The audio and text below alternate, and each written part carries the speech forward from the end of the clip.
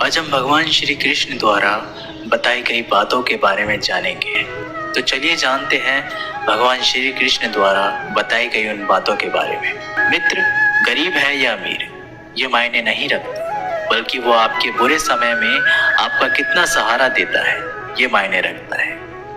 धर्म चाहे जो भी हो, अच्छे इंसान बनो, हिसाब हमारे कर्मों का होगा, धर्म का नहीं। किसी दूसरे के जीवन के साथ पूर्ण रूप से जीने से अच्छा है कि हम अपने समय के भाग्य के अनुसार जिए। यही प्रकृति का नियम है। आपका मूल्य इस तरह से नहीं होता कि आप क्या हैं, ये इससे तय होता है कि आप खुद को क्या बनाने की क्षमता रखते हैं।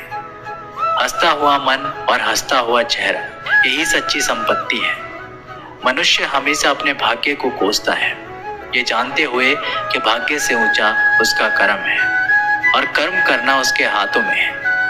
कमियां भले ही हजारों में हो, कमियां भले हजारों हो तुम में, लेकिन खुद पर विश्वास रखो कि तुम सबसे बेहतर करने का हुनर रखते हो। जितना इंतजार वो आपसे करवा रहा है, समय आने पर वो इतना देगा कि संभाल भी नहीं पाओगे। कोई आपका साथ दे या ना दे, निराश मत होना, क्योंकि परमात्मा से बढ़कर हमारा कोई नहीं होता। खुशी आजादी पर निर्भर होती है और आजादी इस बात पर निर्भर होती है कि आप कितने सही हैं। विश्वास के बगैर इस दुनिया में कोई भी रिश्ता ज्यादा देर तक नहीं रह सकता। यदि किसी भूल के कारण कल का दिन दुख में हो तो उसे याद करके आज का दिन व्यर्थ ना करो। जो लक्ष्य में खो गया समझो वही सफल हो गया। सफलता खुशी की चाबी नहीं है, खुशी सफलता की चाबी है। सत्य से कमाया हुआ धन हर प्रकार से सुख देता है, छल कपट से कमाया हुआ धन दुख ही दुख देता है। आपका कठिन समय ही आपको मजबूत बना देता है। एक समझदार व्यक्ति वही है जो दूसरे को देखकर उसकी विशेषता को सीखता है।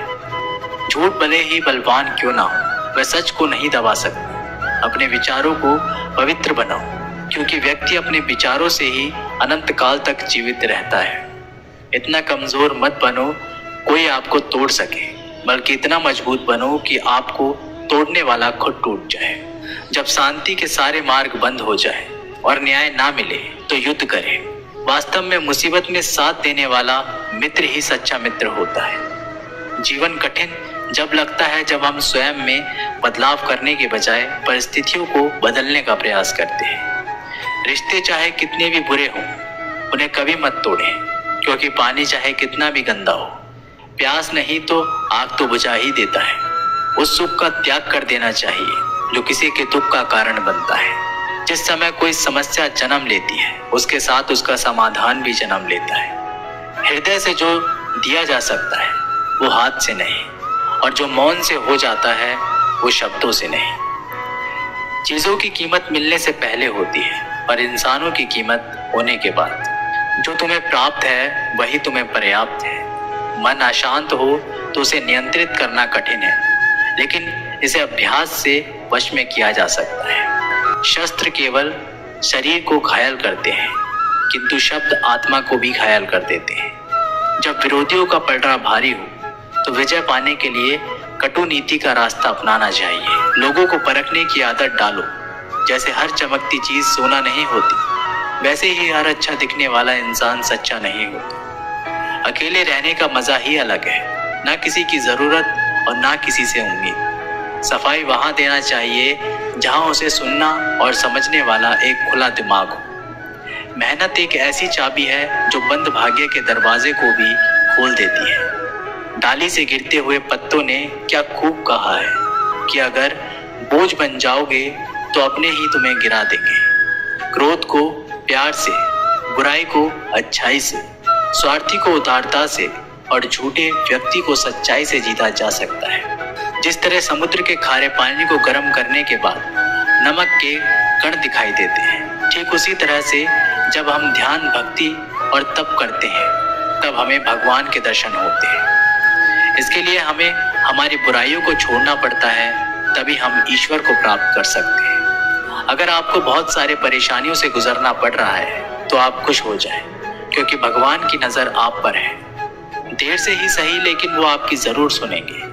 इंसान का भाग्य उन्हीं के कर्मों का फल होता है जो उसने अतीत में किए हैं। इसी तरह वो लोग जो आज कर्म कर रहे हैं वो उनके आने वाले कल का निर्धारण करते हैं। भगवान बोलते हैं तू करता वही है जो तू चाहता है, पर होता वही है जो मैं चाहता हूँ। तो तू कर वही जो मैं चाहता हूँ, फिर होगा वही जो तू चाहता है। अतीत को बदला जा सकता है, वर्तमान से बचा नहीं जा सकता, लेकिन केवल भविष्य को संवारने का कार्य ही वर्तमान में किया जा सकता है। सुख दुख एक सिक्के के दो पहलू हैं। जहाँ सुख होगा वहाँ दुख भी होगा, और जहाँ दुख होगा वहाँ सुख भी होगा।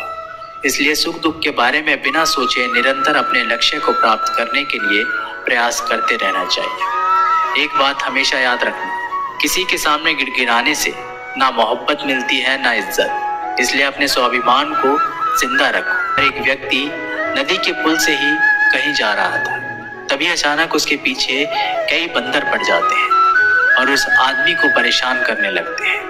वह आदमी अपने आप को बचाने के लिए उन बंदरों से दूर भागने की कोशिश करता है।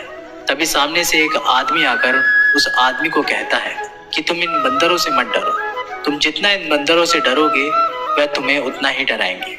तुम इनका डटकर सामना करो। तो वो आदमी उन बंदरों का सामना करने के लिए उनकी तरफ देखता है और उन बंदरों की आंखों में आंखें डालकर चिल्लाने लगता है और सभी बंदर वहां से भाग जाते हैं। हमारे जीवन में भी नकारात्मक विचार इस बंदर की तरह है।